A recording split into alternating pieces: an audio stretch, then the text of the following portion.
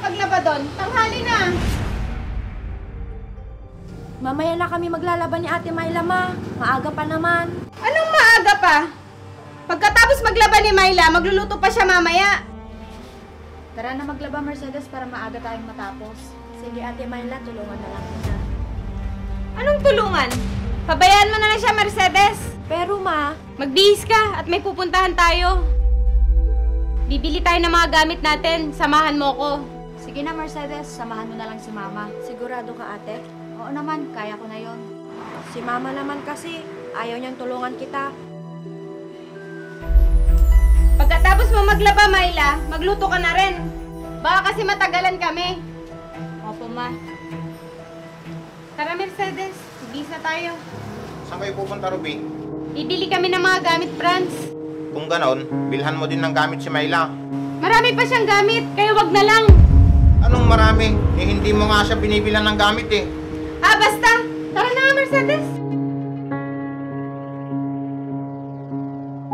Hindi na talaga nagbago ng pakikitungo ni Ruby kay Myla.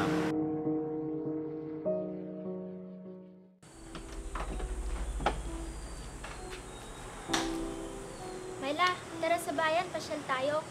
Naku, hindi pwede. May ginagawa kasi ako. Tara na, saglit lang naman tayo.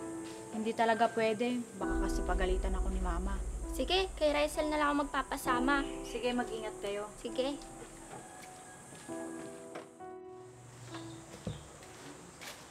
Myla, anak. Pagpasensyahan mo ng mama mo ha, kung palagi kanyang pinapagalitan. Ewan ko ba pa kung bakit ganun na lang lagi si Mama. Intindihin mo na lang siya, anak. Simula nung nagkamalay ako, hindi ko man lang naramdaman ang pag-aalaga at pag-aaruga niya sa akin. Palagi na lang siya galit sa akin, kahit wala naman akong masamang ginagawa. Lagi na lang niya akong inuutusan. Ni ayaw nga akong tulungan, Hayaan mo, tutulungan kita pag wala akong pasok sa trabaho. pati sa gamit. Puro na lang naglumaan ni Mercedes ang binibigay nila sa akin. Kaya sikapin mong mag-aral na mabuti, anak. Kapag may trabaho ka na, mabibili mo na lahat ng gusto mo. Ba't ganun si Mama pa? Parang hindi niya ako anak kong ituring. Ano ka ba, Myla? Anak ka namin ng mama mo. Iba po kasi yung turing niya sa akin kaysa kay Mercedes pa. Huwag kang mag-isip ng ganyan, Myla. Mahal namin kayo. Pero hindi ako mahal ni Mama pa. Nararamdaman ko yun. Huwag mong sabihin yan, Myla. Mahal ka rin ng mama mo. Sige, at ako na lang ang magluluto. Sige pa.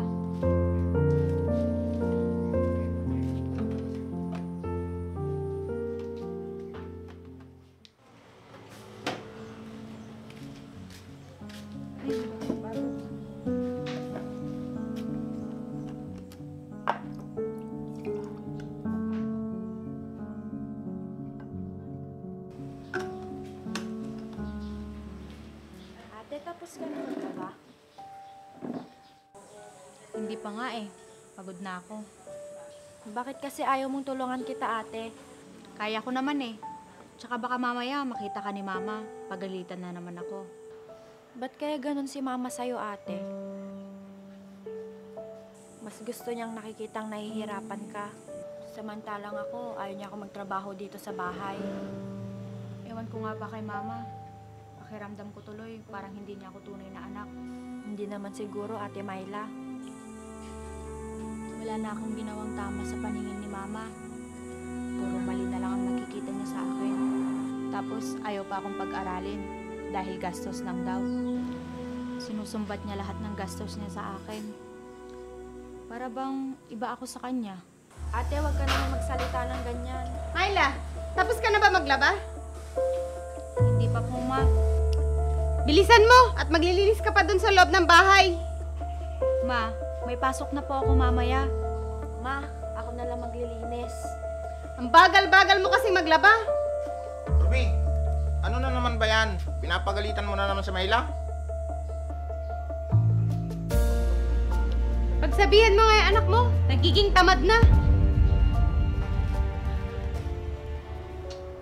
Sige ate, ako na lang maglilinis ng loob ng bahay mamaya. Pasensya ka na sa mama mo, anak ha. Ano pa nga ba pa? Lagi naman siyang ganyan. Saglit lang ha at kakausapin ko siya.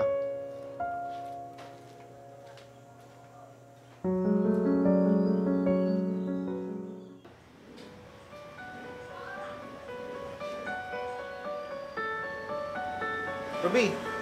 pwede ba tayong mag-usap? Bakit ba, Franz? Ano ba problema mo? Tungkol sa hindi magandang pakikitungo mo kay Myla. Anong masama doon?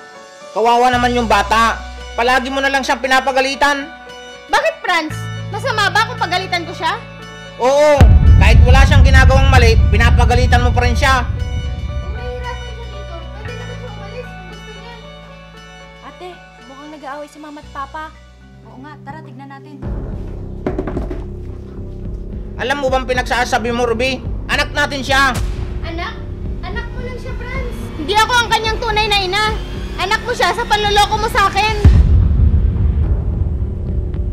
Hindi ako tunay na anak ni mama.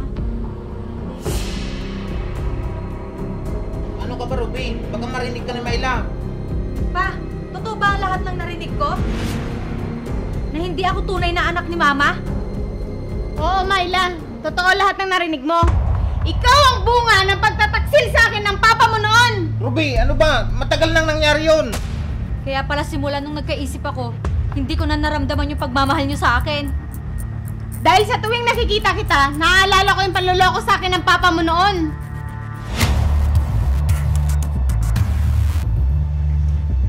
Ate! Ano, masaya ka na nakikita mong nasasaktan si Myla? Ewan ko sa'yo.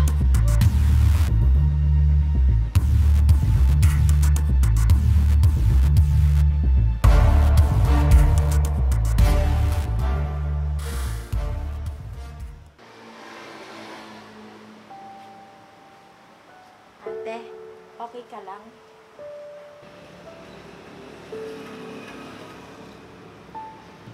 Ilabas mo lang yung nararamdaman mo, ate, para gumaan yung loob mo. Pabayaan mo muna akong ganito, Mercedes.